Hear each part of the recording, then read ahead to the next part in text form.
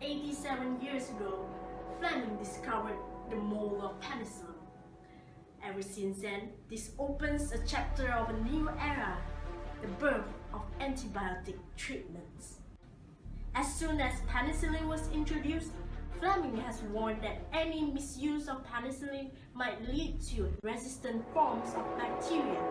Since then, hospitals has already reported resistance covering up to 59% strains of Staphylococcus. So, what's next? Is there an antibiotic to combat this rapidly evolutionized bacteria? The answer lies within vancomycin.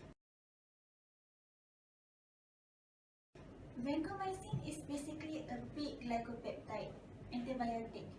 The most interesting part is that the gram-positive bacteria like Staphylococcus aureus have actually a bigger pore on the cell wall when compared to the gram-negative bacteria.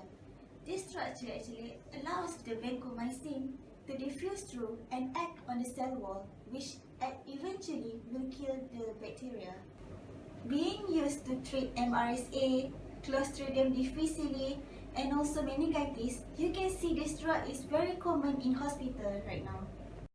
Vancomycin functions by where it inhibits the late cell wall peptidoglycan layer synthesis of bacteria.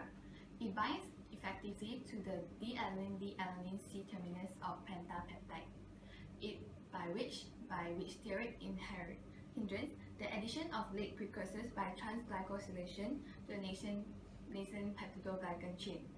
The subsequent cross-linkage of peptidoglycan layer is also effected. Thus, the vancomycin does not need to enter the cytoplasm in order to kill the bacteria. Currently, there are two forms of vancomycin which are given by oral and injection. However, oral bioavailability is poor. Therefore, vancomycin capsules are only prescribed for bowel infection, such as those caused by Clostridium difficile. Elder oral dose is 125 mg 4 times a day for 10 days, while adult usual IV dose is 15 to 20 mg per kg with usual daily 2 grams, either as 500 mg every 6 hours or 1 gram every 12 hours. Usual IV daily dose should take into account patient's factors such as body weight. Therapeutic monitoring is usually done when a patient is in high risk of developing toxicity or when higher than normal dose is needed to achieve better penetration. Vancomycin is a time-dependent antibiotic. Therefore, trough concentration is usually used for therapeutic monitoring.